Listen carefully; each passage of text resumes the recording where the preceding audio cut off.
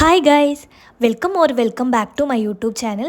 കഴിഞ്ഞ വീക്കെൻഡ് നമ്മൾ സാറ്റർഡേ പോയി സൺഡേ വന്ന ഒരു വട്ടവട ട്രിപ്പിൻ്റെ കാര്യം പറഞ്ഞിരുന്നില്ലേ, അതിൻ്റെ ഡീറ്റെയിൽ വീഡിയോ ആണ് കേട്ടോ ഇത്.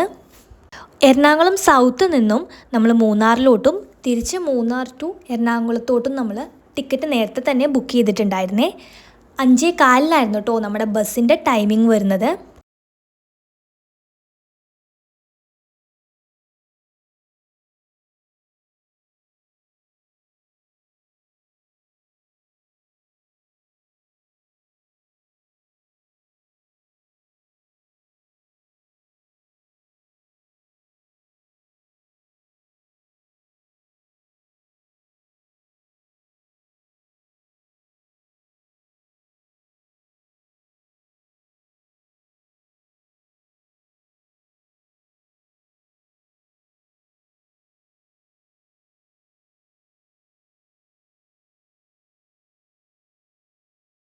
വാറ്റുപുഴയും കോതമംഗലത്തും ഒക്കെ ബസ് കുറച്ച് നേരം നിർത്തിയിടും കേട്ടോ. അപ്പോൾ നമുക്ക് ഫ്രഷ് ആവണമെങ്കിലൊക്കെ, ഫ്രഷ് ആവും, വാഷ്റൂം യൂസ് ചെയ്യണമെങ്കിലൊക്കെ പോകാൻ വേണ്ടിയിട്ട് അവർ ഇത്ര മിനിറ്റ് നമുക്ക് നിർത്തിയിടുന്നുണ്ടെന്നൊക്കെ നമുക്ക് പറയുവേ.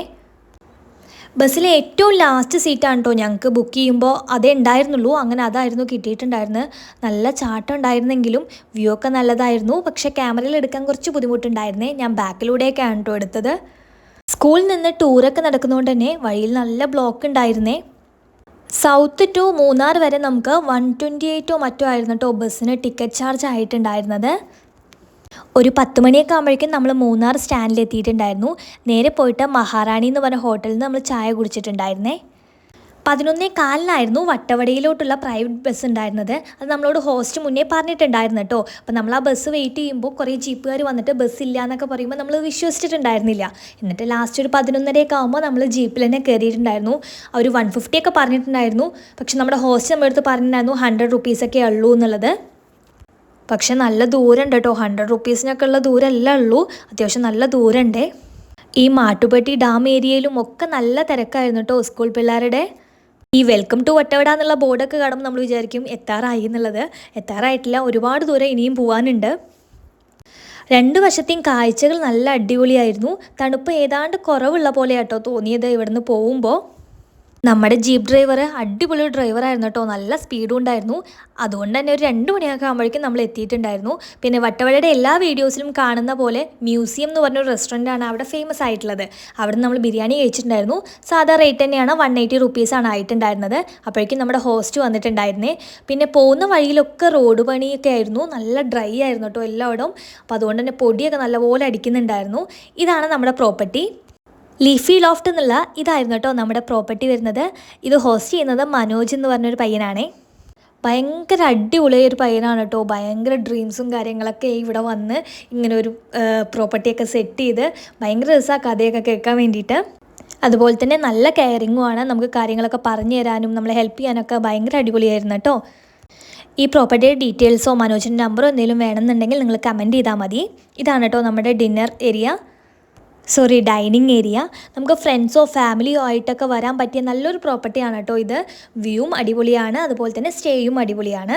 നമ്മൾ പോകുമ്പോൾ തന്നെ മനോജ് ചോദിച്ചിട്ടുണ്ടായിരുന്നു നിങ്ങൾ എന്താ പരിപാടി, പ്രോപ്പർട്ടി തന്നെ ഇരിക്കുകയാണോ അതോ നിങ്ങൾക്ക് താഴത്തോട്ട് ഇറങ്ങാൻ പ്ലാൻ ഉണ്ടോ എന്നുള്ളത്. അപ്പോൾ ഞങ്ങൾക്ക് താഴേക്ക് പോകണം എന്നുള്ള കാര്യം ഞങ്ങൾ പറഞ്ഞിട്ടുണ്ടായിരുന്നു. അപ്പോൾ താഴെ പോകുമ്പോൾ ഞാൻ വിളിക്കാം, അപ്പോൾ നിങ്ങൾ റെഡിയായി ഇറങ്ങണം എന്ന് പറഞ്ഞിട്ടുണ്ടായിരുന്നേ. അങ്ങനെ നമ്മൾ വട്ടവട ഗ്രാമത്തിലൂടെയൊക്കെ ഒന്ന് പോയിട്ടുണ്ടായിരുന്നു കേട്ടോ. താഴെയാണ് ഇവിടെ കൃഷിയിടങ്ങളൊക്കെ വരുന്നത്. മനോജ് നമ്മളെ താഴെ ആക്കിയിട്ടുണ്ടായിരുന്നു. അപ്പോൾ തിരിച്ചു വരുമ്പോൾ നമ്മൾ തനിയെ വരാമെന്നാണ് പറഞ്ഞിട്ടുണ്ടായിരുന്നത്. പക്ഷെ അത് വലിയൊരു അബദ്ധമായിരുന്നു കേട്ടോ. അത്യാവശ്യം നല്ല ദൂരം നടക്കാനുണ്ടായിരുന്നേ. പിന്നെ നമ്മുടെ റേഞ്ച് ഇഷ്യൂസ് കാരണം വൈഫൈ ഒക്കെ കണക്ട് ചെയ്തിട്ട് വേണം നമുക്ക് മനോജിനെ കോൺടാക്ട് ചെയ്യാനും. അപ്പോൾ അതിൻ്റെ ഒരു ബുദ്ധിമുട്ടും ഉണ്ടായിരുന്നു. പിന്നെ ഇവിടുത്തെ ആളുകളും നല്ല ഫ്രണ്ട്ലി ആണേ. ഞാൻ എൻ്റെ ലൈഫിൽ ആദ്യമായിട്ടാണ് കേട്ടോ സൂര്യകാന്തി പൂത്ത് നിൽക്കുന്നതും അതുപോലെ തന്നെ സ്ട്രോബെറി വിളഞ്ഞു നിൽക്കുന്നതൊക്കെ കാണുന്നത്. അതുപോലെ തന്നെ സ്ട്രോബെറിക്ക് ഇത്രയും മധുരം ഉണ്ടെന്നുള്ള കാര്യം ഞാൻ ഇവിടുത്തെ സ്ട്രോബെറി കഴിച്ചപ്പോഴാണ് അറിയുന്നത്. എനിക്കൊക്കെ കിട്ടിയ സ്ട്രോബെറി കുറച്ച് പുളിപ്പുള്ള സ്ട്രോബെറിയാണ് ഞാൻ കഴിച്ചിട്ടുള്ളത്. പിന്നെ ഇവിടുത്തെ ഫാമേഴ്സ് തന്നെ അവർ സ്ട്രോബെറി ജാമും വൈനും ഒക്കെ വിൽക്കുന്നുണ്ട്. 100 റുപ്പീസൊക്കെ വരുന്നുള്ളൂ കേട്ടോ. അപ്പോൾ നമുക്ക് അവിടെ നിന്ന് വേണമെങ്കിൽ പർച്ചേസ് ചെയ്യുകയും ചെയ്യാം. സ്ട്രോബെറി ഫാമൊക്കെ കണ്ട് സ്ട്രോബെറി വാങ്ങിച്ച് നമ്മൾ നേരെ നമ്മുടെ പ്രോപ്പർട്ടിയിലോട്ട് പോകുന്നു. വഴി അറിയാത്തതുകൊണ്ട് തന്നെ വഴി തെറ്റിപ്പോയിട്ടുണ്ടായിരുന്നു. പിന്നെ ഗൂഗിൾ മാപ്പൊക്കെ വെച്ച് അഡ്ജസ്റ്റ് ചെയ്തിട്ടാട്ടോ നമ്മൾ വന്നത്. പക്ഷേ ഇവിടെ കാണാൻ അടിപൊളിയായതുകൊണ്ട് തന്നെ നമുക്ക് വലിയ ബോറിംഗ് ഒന്നും ആയിട്ട് തോന്നിയില്ല. പക്ഷേ നമ്മുടെ പ്രോപ്പർട്ടിയിലോട്ടുള്ള കയറ്റം അത് ഒന്നൊന്നര കയറ്റമായിരുന്നു കേട്ടോ. പക്ഷേ ഇവിടുത്തെ കുറച്ച് വയസ്സായ ആളുകൾ പോലും എന്ത് സ്പീഡിലറിയോ ഈ കുന്നൊക്കെ കയറി പോകുന്നത്. തിരിച്ച് കയറ്റം കയറി വരുന്ന വഴിക്കാണ് കേട്ടോ ഈ മുത്തശ്ശിനെ കണ്ടത്. ഇവർ പറയുന്നത് രാവിലെ പണിക്ക് പോകുമ്പോൾ അവർ തോട്ടത്തിൽ, അതായത് കുന്നിൻ്റെ മുകളിൽ പശുവിനെ ആടിനെയൊക്കെ കൊണ്ടുവന്ന് കെട്ടാറുണ്ട്. അങ്ങനെ തിരിച്ച് വന്ന് നോക്കിയപ്പോൾ, അതായത് ഈവനിങ് വന്ന് നോക്കിയ സമയത്ത് ഒരാട് പ്രസവിച്ച് കിടക്കുന്നുണ്ടായിരുന്നു എന്നാണ് പറയുന്നത്. നമ്മൾ വട്ടവട എത്തിയ ടൈം മുതൽ നമ്മുടെ മനസ്സിൽ പോരാ, അത്ര തണുപ്പൊന്നും ഇല്ലല്ലോ എന്നുള്ള ഒരു ചിന്തയായിരുന്നു കേട്ടോ. പക്ഷേ രാത്രി ആയപ്പോൾ ഉണ്ടല്ലോ സഹിക്കാൻ പറ്റാത്ത തണുപ്പ്. എന്താ പറയുക, ഒരു കുഞ്ഞി കാറ്റ് വീശുമ്പോൾ നമ്മുടെ കയ്യിലേക്ക് സൂചി കുത്തി കയറില്ലേ, അങ്ങനെ ഒരു തണുപ്പാട്ടോ വന്നിട്ടുണ്ടായിരുന്നത്. അപ്പോഴേക്കും നമ്മുടെ മനോജ് നമുക്ക് വേണ്ടിയിട്ട് ക്യാമ്പ് ഫയറൊക്കെ സെറ്റ് ചെയ്തിട്ടുണ്ടായിരുന്നേ. ഈ ലീഫി ലോഫ്റ്റിൽ തന്നെ 3 റൂമുകളുണ്ട്. അപ്പോൾ അവിടെയും ആളുകളുണ്ടായിരുന്നു. അപ്പോൾ അവരൊക്കെ ആയിട്ട് ക്യാമ്പ് ഫയറൊക്കെ എൻജോയ് ചെയ്തു. അത് കഴിഞ്ഞപ്പോഴേക്കും നമുക്ക് ഡിന്നർ ഇവർ പ്രൊവൈഡ് ചെയ്യുന്നില്ല കേട്ടോ. പക്ഷെ നമ്മൾക്ക് പറഞ്ഞു കഴിഞ്ഞാൽ മനോജ് കൊണ്ടുവന്ന് തരേ. അപ്പോൾ നമുക്ക് പൊറോട്ടയും ചിക്കൻ കറിയും പറഞ്ഞപ്പോൾ മനോജ് എല്ലാവർക്കും കൊണ്ടുവന്ന് തരുന്നുണ്ട് കേട്ടോ. പക്ഷെ നമ്മുടെ ഈ സ്റ്റേയുടെ ഇതിൽ വരുമ്പോൾ അതിൽ ബ്രേക്ക്ഫാസ്റ്റ് മാത്രമേ ഇൻക്ലൂഡ് ആവുന്നുള്ളൂ, ഡിന്നർ വരുന്നില്ല. പെർ പേഴ്സൺ 1500 നമുക്ക് വന്നിട്ടുണ്ടായിരുന്നത്. ഇപ്പോൾ സീസൺ അല്ലാത്തതുകൊണ്ടായിരിക്കാം മേ ബി ആ റേറ്റ് വന്നിട്ടുണ്ട്. പിന്നെ ഇവിടുത്തെ വ്യൂവിൻ്റെ കാര്യവും അതുപോലെ തന്നെ സ്റ്റേയുടെ കാര്യമൊക്കെ ഞാൻ ഷോർട്ട്സ് ആയിട്ടിട്ടുണ്ട്. അപ്പോൾ ആവശ്യമുള്ളവർ അതൊക്കെ ഒന്ന് കണ്ടു നോക്കണേ.